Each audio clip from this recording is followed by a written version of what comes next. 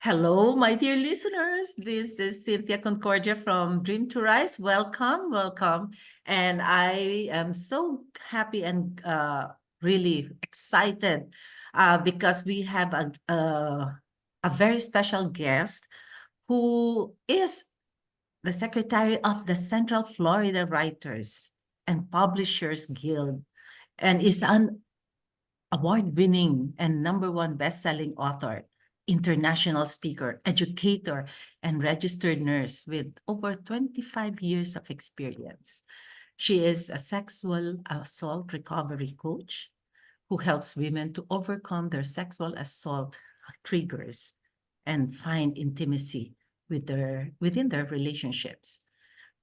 She is a board member of the Florida Council Against Sexual Violence and a former board member of the Inner Truth Project, a non-for-profit organization that works with survivors of sexual violence to help them regain their voices, heal, thrive, and survive. When she is not working with women on their journey, she collaborates with various organizations dedicated to helping those affected by diverse traumas.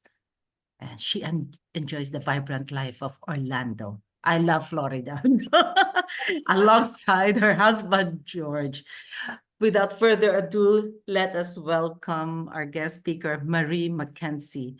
Welcome, Marie. Thank you so much, Cynthia, for having me. I'm so happy to be here. Thank you. Thank you. And it's an honor to have you here with us. And I'm glad that you connected with me when I was looking for guest speakers.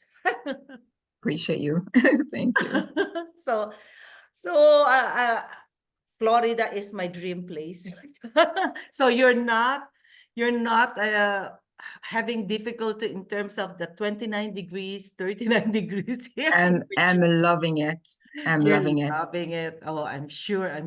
And I'm sure you It's are enjoying the beaches there. yes, it's funny.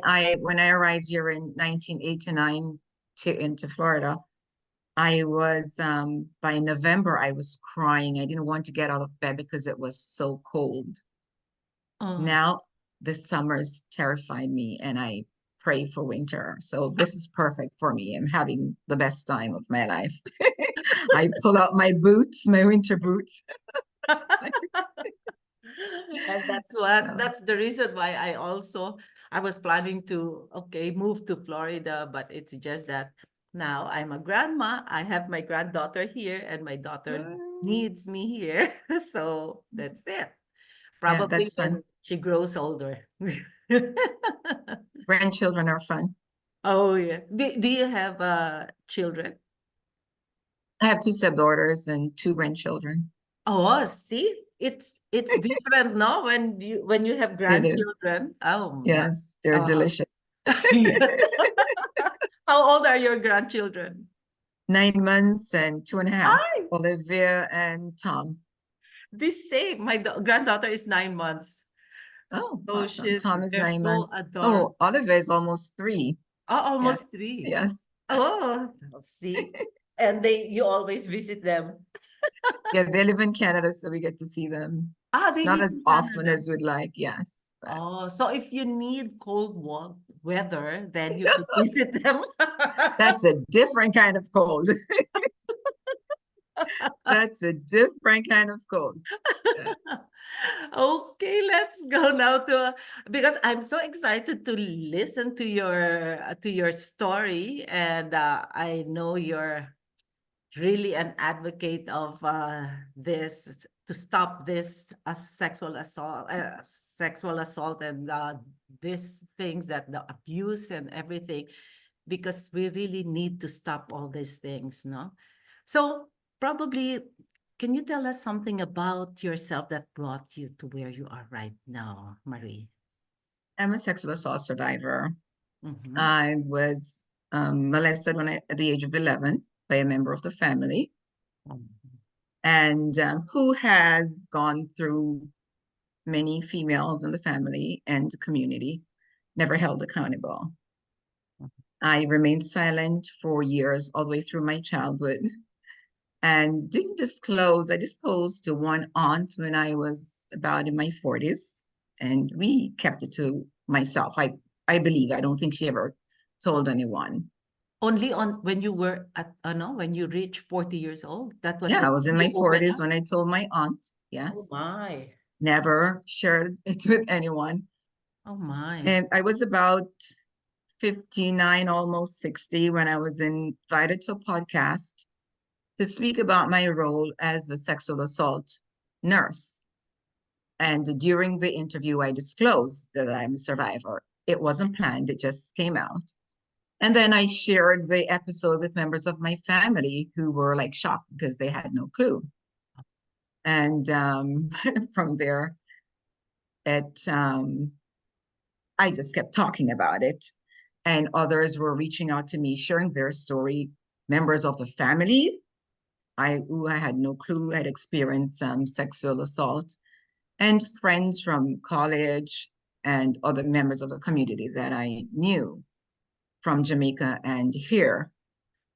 So my sharing my story gave them a voice to share their story. And later on, I was given the opportunity to write my memoir, Things That Keep Me Up at Night, in which I share my journey, how I overcame, and how I'm using my voice to help others. I wouldn't have thought of sharing my story publicly in a book if I hadn't first shared it in a podcast, I don't think. So, and I hadn't even thought of writing a book. One night I was just navigating my Facebook page and the message popped up about a 30-day writing challenge. And I accepted the challenge and wrote my memoir. Now, my background is also as a registered nurse in the emergency room. I do come across sexual assault victims a lot. Where? At the In the hospital? hospital, I was an Oh, emergency room nurse. Yes, as oh. a sexual assault By nurse staff examining them also? By in the emergency. hospital I'm staff? sorry. Hospital staff member? No, victims coming in for treatment. Oh, Yes, they're assaulted and they come to the emergency room. And what I was one of the nurses who care for them. Now, for years, there was I telling these victims how to get healing and, so they can move on with their life and not remain stuck. But then I wasn't doing that for myself. I was depressed, had suicidal thoughts. I was in a bad marriage because when you have those kind of traumas and you don't seek treatment to get resolved and you don't love yourself, you don't take care of yourself, And so I felt like a fraud after a while. Here you are smiling because I always wear a great big smile. Everything looks fine on the outside. And it just occurred to me one day what a fraud I was because I was giving all these great advice to others that I wasn't even listening to. I wasn't taking it for myself.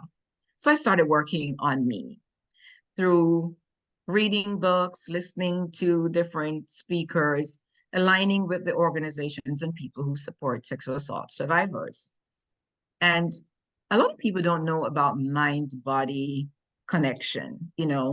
So I had to work on me emotionally, mentally, spiritually, and physically, because that was all paralyzed, because this trauma was unresolved. And not just one episode, although I was never abused by that one person ever again. There were other instances throughout my life. So compounding what I was already going through as a child. So when I started working on myself, and it was amazing how freeing, how much more I enjoyed my life, and to be able to move on in my career and personal life, and my relationship with God also blossomed. Now, people were reaching out to me for advice, how to overcome their trauma. What advice would I give? And you know, I I aligned myself. I relocated to Orlando and got connected to the victim services of Central Florida as a contract sexual assault nurse examiner. So now I was exposed to caring for victims also in the community setting. So wanting to help more people, not just from work, now I founded the International Sexual Assault Recovery Institute, where I help women survivors overcome their triggers and find intimacy in their relationships. And intimacy is not about sex. Intimacy is love and respect. You start with yourself before you get into others. Because a lot of people, when you talk about intimacy, they think you're talking about sex, and it's so much more than that. So I'm so enjoying this journey. I wish there were more voices, more people involved in ending sexual assault. And we may never end it because, as you know, it's been around forever. If you read the Bible, through the pages, there are sexual assault laws to deal with it, with perpetrators, and help support victims, because our covenant God also make provision for survivors in the Bible. So now But you mentioned about we cannot stop perpetrators to do all these things, but we could help the ladies, the exactly, women, to take care of exactly. themselves, right? Yes, Uh, yes. That's uh, where I was going. We may never be able to end it, but together we can put a big dent in it, you yeah. know, and help survivors to heal and thrive. Mm-hmm. And not only heal, how they prevent from getting into that uh, situation, no? And You I know, what you're doing is um, coming up with talks and several things. Probably, I don't know if you are already also sharing like some tips on how to be not involved in that kind of situation. I don't know, no? yes, there are tips out there, but as you know, perpetrators, you're in your home and they break in. So you can be safe, you can be following all the safety measures, and you're still victimized. However, you're encouraged to follow all the safety measures, but sometimes that doesn't keep you safe. Sometimes the perpetrator is in the home, your parents, your siblings, it's Oh, in the church, your pastor, your deacon in the pew, the coaches in the school. Predators don't always roam the streets. They prey where they're trusted. Yes, where they're trusted, because yes. you're unsuspecting. That little child where the friend of the family comes around. And don't be mistaken, perpetrators are females too. They're not just male. Oh, Yes, there are more female perpetrators than you know. It's not talked about as much as so it they should. victimize males, female victimize males and female And victimize males. females. Oh, Yes. really? Oh Oh, my. yes. Oh, yes, they're out there. They're pedophiles that are females. Oh. Yeah, they also victimize adults and children. Mm-hmm. I don't see them getting as severe a punishment as male perpetrators do when they're caught. Mm-hmm. Sexual assault is also one of the most underreported crime. Many victims remain silent, sometimes blame themselves. I shouldn't have worn that. I shouldn't have gone with them. It's not your fault. You didn't walk around with a rape knee on your forehead, so it's not your fault. We do encourage you to make good judgment, but sometimes you still make the good judgment and you're victimized. Sexual assault is not about sex, it's power. And sometimes I don't even know how to describe it. So, but it's not about sex, Same with so domestic violence. yes, Me, when I've gone through this, I thought it was my fault. I was provoking my late husband. That's why he reacted that way. So I always think of myself being the cause of the matter. And that's one of the symptoms I think of a abuse victim, right? yes, a lot of survivors blame themselves Yeah. and live with the shame and the guilt and remain muted for years. Some do not speak, take it to their grave, Yeah. never report.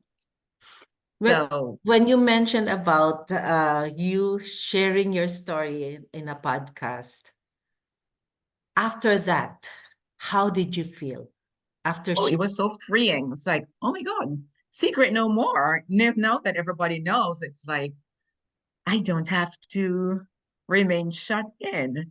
So I have this acronym, shut in, silently hurting due to unresolved trauma caused by sexual assault, internalizing, reliving the story, feeling shame, sometimes anger needlessly, Mhm. because I didn't have to be shut in. I could have shared my story long time ago. Yeah, but And what? even if, go Okay, ahead. sorry. Go ahead. And Because I'm saying, mhm. even if the survivor doesn't want to go public as I did, share it with someone. Find a trusted friend or someone who will listen without judgment.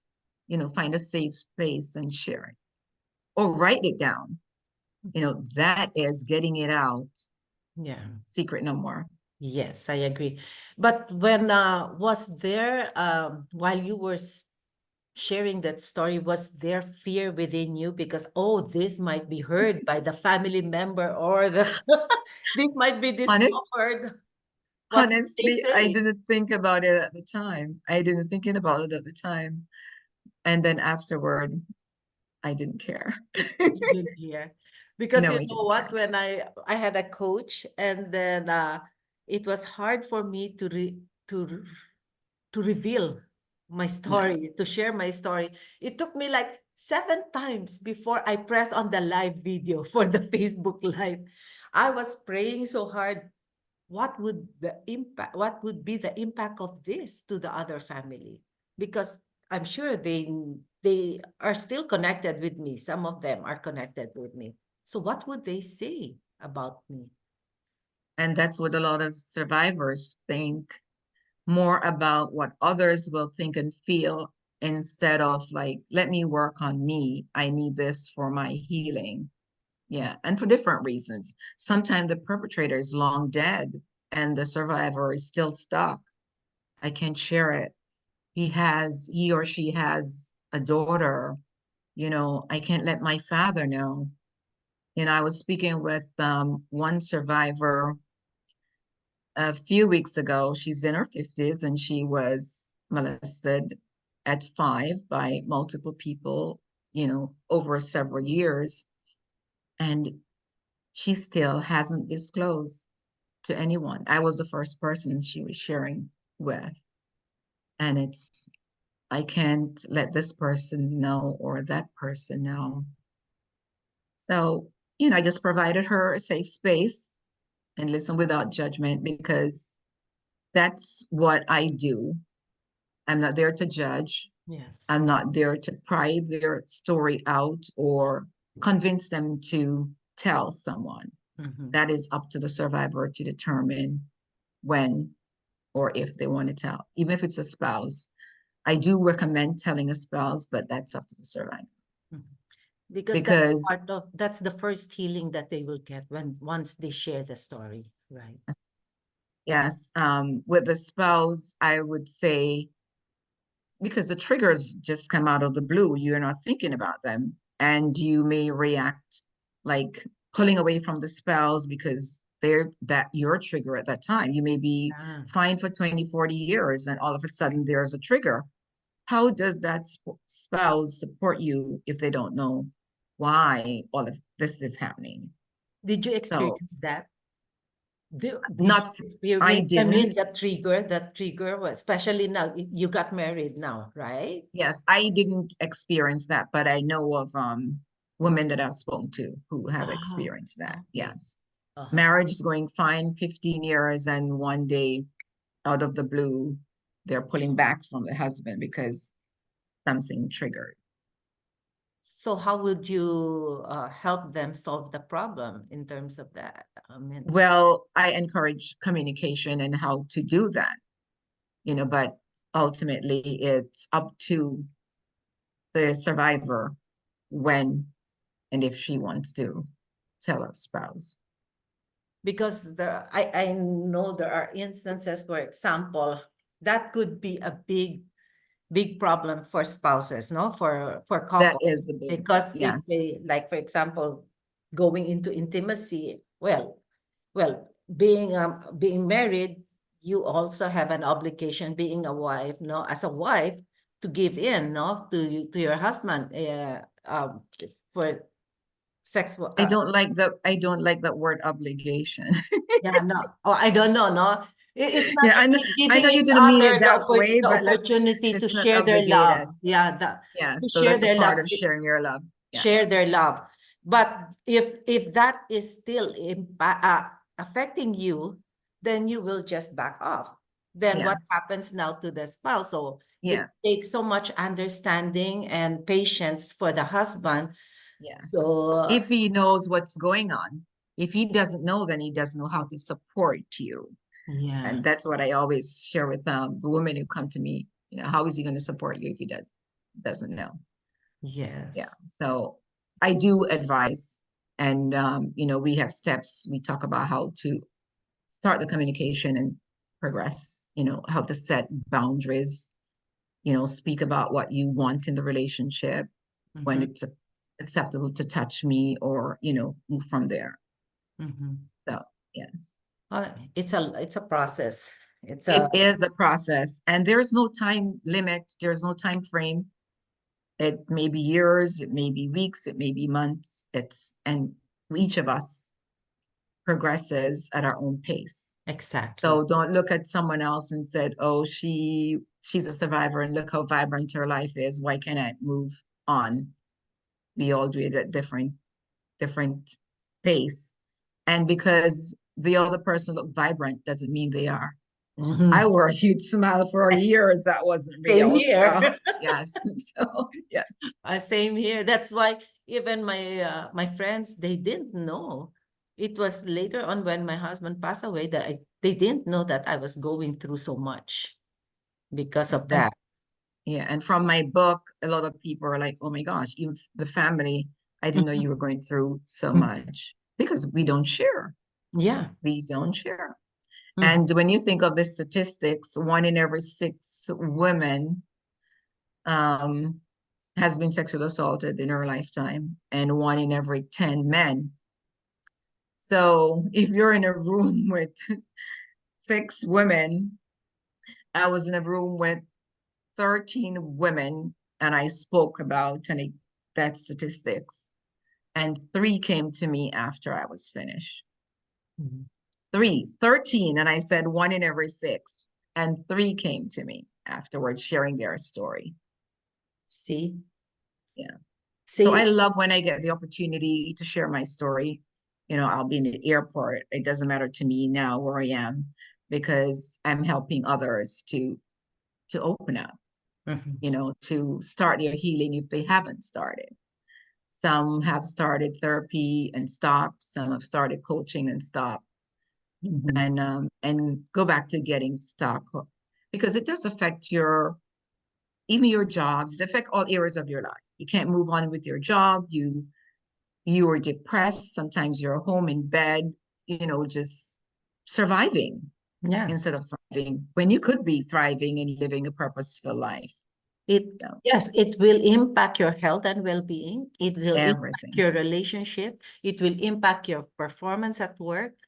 And instead of you earning, you're not earning. So it will impact your time and money freedom, because you're always depressed, always looking at the negative of of what happened and so on.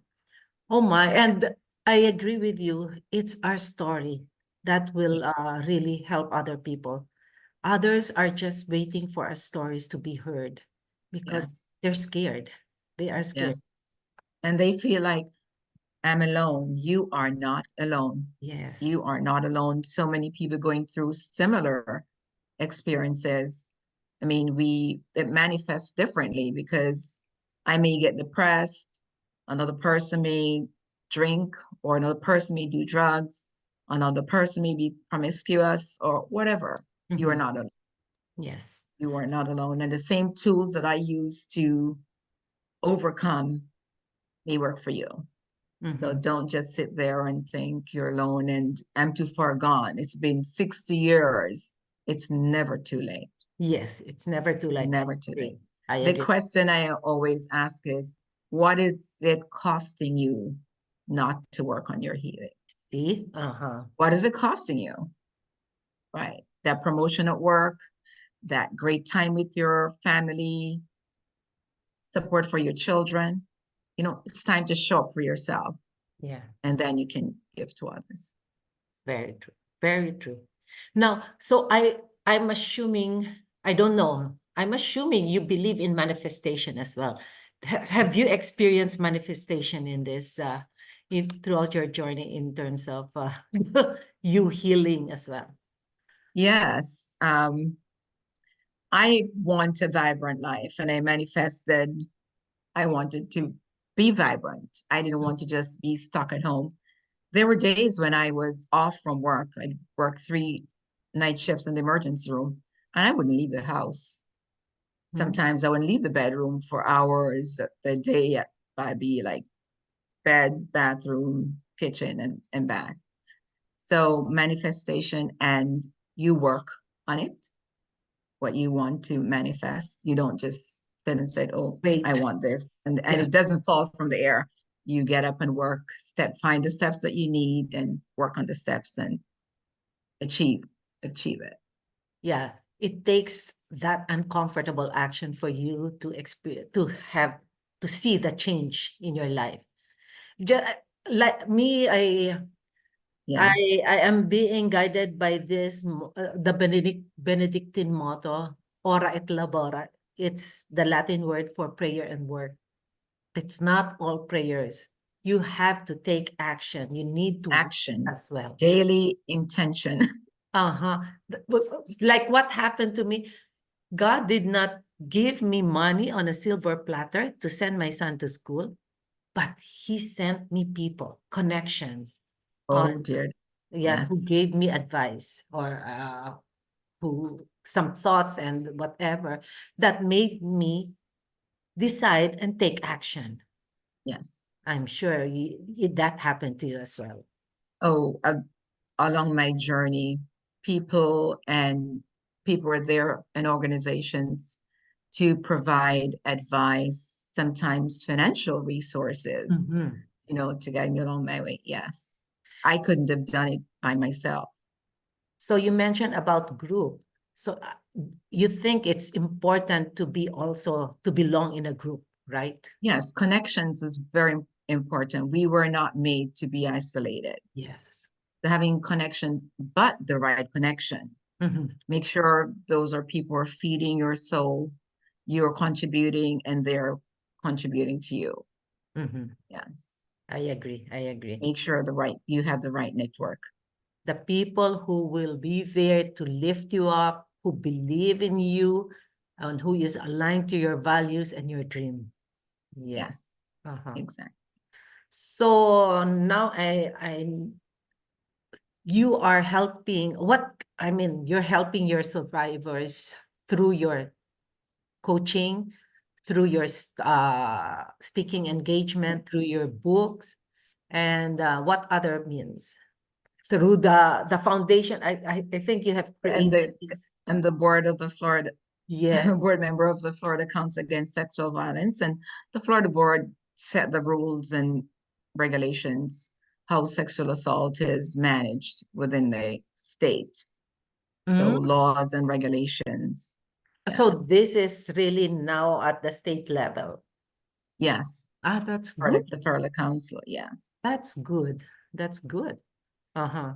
At least the state is there to help protect now these victims. Yes. And in 20, happily to report in 20, I think it was about 2015, where they have reforms of how rape kits are processed. Because, when victims after the assault, they come in the rape kits, and there was a huge backlog. They were not being processed. So perpetrators were just left to roam the street. I Oh, remember one lady in Florida, it was after 33 years that her perpetrator was identified, her oh kit was my. finally processed. So now they're steps and guidelines, which including a tracking that the victim gets a number that she can track her her evidence to see when the kit is processed. So, So, and Florida is on the top of everything.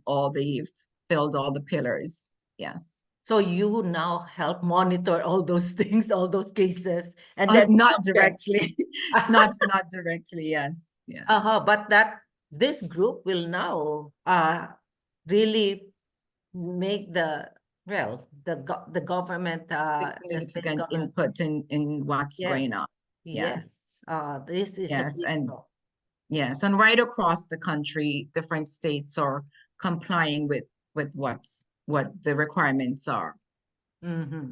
Oh, that's good. That's good. So, what was your biggest lesson you've learned throughout your journey or That lessons? I can do anything I put my mind to. Mm-hmm. Yes, I can do anything I can put my mind to. I became a registered nurse. That's what I wanted to be ever since I was a child. I wanted to model my aunt, my idol, Irma in Jamaica. So I became a nurse. Mm-hmm. Then caring for victims, I found my purpose through my journey as a nurse, and that is to serve survivors of sexual violence. So yes, I found my Nice. purpose. See? And that was what at what age when you discovered your purpose? Oh wow. 50s. Well, My sorry. 50s. My 50s. 50s. See, that's what I'm telling other people. Never It's too late. never too late. So me, when I discovered my purpose, when I retired from the bank at the age 58, so probably 59, when I discovered my purpose. So don't tell yourself that, oh, I'm already too old for that. That's limiting belief again. Yes. Never Uh-huh. too old, never too young. Yeah. You're not too young. There are so many young people doing so many amazing things Just today. like actually, I'm surprised with my son at the age of at this age, 26, 27, he found his purpose. And you know Yes. what? I even asked him, would you like to start a business, a restaurant business? He said no, because I advocate sustainability in the food industry. And most of the time I see food wastage. That's why I prefer the farm to table Mhm. concept. And that is so amazing, is advocating for healthy eating. Yeah. Food is medicine. Yes. Food is medicine. Yeah. A lot of the illnesses that we experience is because of what we eat. Exactly. Exactly. Oh, Not that's everything is another pill. so Yes. instead of paying for all those medicines, why not Yes. eat the right food And at the then you don't need those expensive medicines. exactly. Exactly. And a lot of side effects when we take Yes. all those medications, right? Exactly. You're trying to fix one part of you and it's killing another part. Exactly. So, uh, what would be your next goal for the next 12 years? 12 months, I mean. 12 My years is too much. goal for the next 12 months Uh-huh. to continue serving women survivors. I believe that together we can end this madness so we don't have so many people suffering, especially our children Yeah. are being trafficked and raped. It's so sad what's Mhm. going on in our world. I was going to say our country, but it's in our world. Mhm. So my goal is to continue the fight and jump in wherever I see a space. Yes. I was muted for years before I disclosed my story. And once I opened my mouth, I'll not shut up. Yes, because just I'm sure there are millions of people there, and they are just waiting for someone to resonate, not to our story, Yes. and Yes. that would give them that motivation to, hey, she went through that. Probably Yeah. I'll be able to.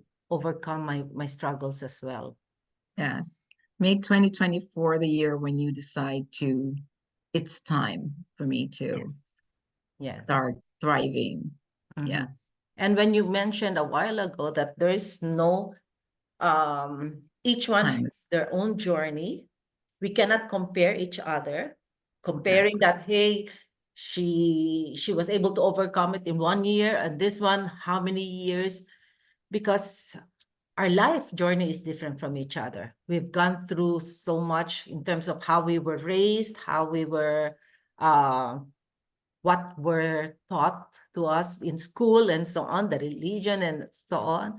So all these factors should be taken into consideration. So there's no best medicine for each one, but the stories that we share would be an inspiration to empower them that, hey, uh, to just give them that fire to stand up and make a decision. Yes, you're not alone. Trauma changes the way we see ourselves and the world around us, and each person process it so differently. Mm-hmm. There is no time limit, as I Mm-hmm. said. So it's your time. Mm-hmm. And don't listen to people who tell you, oh, it's been 20 years, it's time you get over it. Oh, Because yeah. there are people who say that. It's Yeah. been such a long time, get over it. There's no getting over it. Just, it doesn't just evaporate or you don't just shake it off. Yes, But one day at a time. Just make the first step. exactly. Baby steps would also Yes. lead to that you reaching your destination. Don't underestimate the power of small steps. Yes, One step at a time. Yes. yes, yes. So, is there someone who made an impact on how you view life? This just came up, huh? Because I could see that zest in you, that I mean that fire in you in terms of helping other people. Who is that one person who really inspired you to do this? I would say my mother, she was such a giving person. She Mm-hmm. would give, even if she had the last dollar, she'd be giving it to someone else. So I would say my mother. Wonderful, wonderful. Our parents, they make it. They're the first uh, people who, when we open our eyes, it's them. So the foundation they've built They, within us, they taught us the values. Those are our guidelines in that terms of sticks, us yes. through our towards our journey, towards our dream, our destination. So I've asked you in terms of the advice and everything. So what do you think? Uh, this is your goal to continue. What do you think would be the major roadblock for you to achieving your goal? Roadblock. Hmm. I think the only thing that would stop me is if my health goes bad. Mhm. So, and fighting to make sure that doesn't happen. So Mhm. I don't envision health stopping me. So that's the only thing I would see. Mhm. Because Because uh-huh. the fight doesn't need me to have money. Mhm. The vehicles are out there, there are organizations and platforms to continue sharing my story and being in the fight. So the only thing that will silence me is if I'm not able to physically. Mhm. Yeah. Yes. Yes. But there are times, even though we're unable to do it physically, there's still this desire from us to serve, right? So Yes. wherever we are, if there's this passion for us to share, we will make a way. Yes. Yes. Yes. Uh, Yes. yeah. Yes. And my story's out there and it's going to be replayed. My book is going to I be rewritten, what's read the and title reread. of your book? My memoir is Things That Keep Me Up at Night. Okay, my memoir. things that keep me up Up at at night. night. Yes. Yeah, the title is Things That Keep Me Up at Night. Okay. That's So my take title. note, to our listeners. Take note of her book. Things that keep us up at night. No, keep me up at night. Keep Yeah, me. Yeah. yeah. Okay. And That's my then story. how can they connect with you, Oh, Marie? I'm on all social media platforms, Marie McKenzie or sexual assault coach. I have a free gift for your listeners. Mm-hmm. Download sarecoverygift.com Okay. and download that if you want to recognize what your triggers are, what do they mean, tips to say goodbye to triggers, how to communicate with your spouse, about setting boundaries, about what you're feeling. So download sarecoverycoach.com. As a recovery coach. Recovery gift. I'm so sorry. Recoverygift.com. sarecoverygift.com. Take note, these are freebies. Yes, So, sarecoverygift.com. com. So, thank you so much, Marie. I thank you so much for And the opportunity. same here. And I'm glad you connected with me. And this is a wonderful, another episode that would show enlightenment or give enlightenment to those who are victims who has no voice yet. And we're both victims here, and our story, I'm sure, will be able to we will be able to help them be free. We're we're thrivers now. We're thrivers, right? Yeah, victim no more. Yes, I share, agree. share that word, thrivers. Yes. Yes, thrivers. Okay. So again, to our listeners, thank you so much for tuning in till our next episode. And again, Marie, it's an honor to have you with us.